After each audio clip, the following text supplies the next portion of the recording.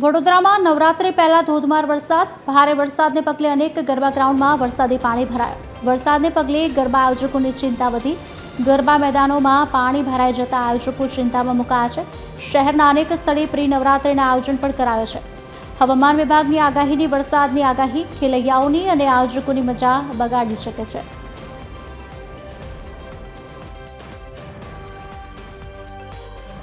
વડોદરામાં 3 કલાકનું orange alert છે. હવામાન વિભાગ દ્વારા જે તે એલર્ટ આપવામાં આવ્યું છે તે પ્રમાણે વરસાદ પણ વરસી રહ્યો છે અને તેની સૌથી મોટી અસર વરસાદ પડવાથી ગરબા આયોજકો પર થઈ છે, ગરબાના આયોજન પર થઈ છે.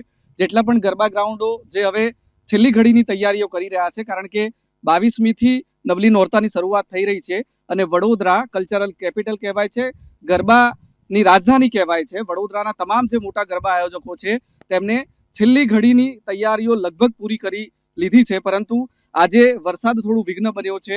જે રીતનો વરસાદ પડી રહ્યો છે તેને કારણે તમામ જે ગરબા ગ્રાઉન્ડો છે તેના ઉપર આ રીતના પાણી ભરાઈ ગયા છે. આપ અહીંયા જોઈ શકો છો, વડોદરા નવરાત્રી ફેસ્ટિવલ નવલખી ગ્રાઉન્ડ ખાતે જે થાય છે ત્યાં પણ વરસાદને કારણે પાણી ભરાયા છે અને તેને કારણે આયોજકોની થોડી ચિંતા વધી ગઈ છે. આયોજકો પણ મૂંઝવણમાં છે કે આ જ રીતના જો વરસાદ પડતો રહેશે અને પાણી ભરાતું રહેશે તો એ પાણી કઈ રીતે ખાલી કરી શકાય.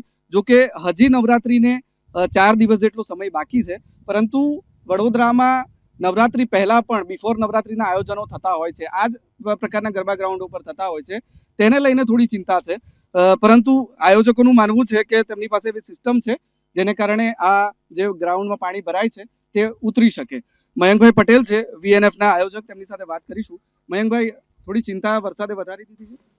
એકચ્યુઅલી વરસાદ જે માત્રામાં વરસાદ પડ્યો છે એ જોતા અમારી જે અપેક્ષા હતી કે વરસાદની અંદર અમે જે નિકાલ કરી શકીશું એ પ્રમાણે આપ જોઈ શકો છો કે આ વરસાદ હજુ તો ચાલુ છે, પણ અમારું જે સિસ્ટમ અમે બનાવી છે રેન વોટર જે પાણી છે એ બહાર નિકાલ કરવાનું એક જગ્યાએ ભેગા થઈને એ કારગર થઈ રહ્યું છે. અત્યારે ગ્રાઉન્ડમાંથી તમે જુઓ તો ખાલી 10% પાણી માત્ર બાકી રહ્યું છે.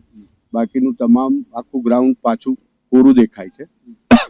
એટલે હવે જે પાણીની જે બહારની જે આવક થાય, એટલે માત્ર ગ્રાઉન્ડનું પાણી છે એ ગ્રાઉન્ડનું પાણી જ હવે અંદર આવે ને બાકીનું બહારનું પાણી બહાર સીધું જ ડાયવર્ટ કરીએ એ પ્રકારની વ્યવસ્થા કરી દીધી છે. અત્યારે જ તમે જોઈ શકો છો કે ગ્રાઉન્ડની અંદર અમુક સ્પોટ છે જ્યાં પાણી આવી રહ્યું છે અને જે અમારી સિસ્ટમ કરી છે ચેનલ છે, ચેનલ વાટે આગળ ચેમ્બરમાં જઈને બહાર નિકાલ થઈ રહ્યું છે. આજે તો ચિંતા નથી, પરંતુ 22થી નવરાત્રી શરૂ થાય છે એ દિવસે જો વરસાદ રહ્યો તો ત્યારે કેવી વ્યવસ્થા છે?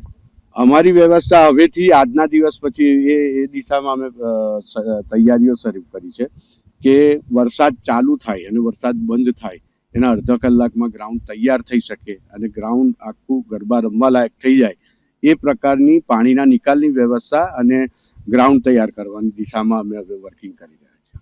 યુવા ગરબા આયોજકો છે તેઓ નિશ્ચિંત છે. થોડી ચિંતા વરસાદ જ્યારે પણ પડે અને આ પ્રકારનું ગ્રાઉન્ડ હોય ત્યારે વધી જતી હોય છે, પરંતુ વડોદરા નવરાત્રી ફેસ્ટિવલ સહિત ઘણા બધા ગરબા આયોજકોએ હવે વરસાદને ધ્યાનમાં રાખીને એવી વ્યવસ્થા કરી છે જેથી કરીને વરસાદ જો પડે તો એ પાણી થોડા જ સમયમાં, ગણતરીની મિનિટોમાં તેનો નિકાલ થઈ જાય, ઉતરી જાય અને બાદમાં ફરીથી ખૂબ ઝડપથી ગરબા એટલે ખેલૈયાઓ માટે ગરબા ગ્રાઉન્ડ તૈયાર થઈ શકે અને લોકો ગરબા રમી શકે તે માટેની વ્યવસ્થાઓ કરવામાં આવી છે.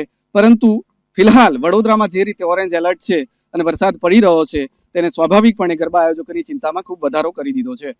કેમેરામેન જિગ્નેશ સોલંકી સાથે અમિત ઠાકોર, TV13 ગુજરાતી, વડોદરા.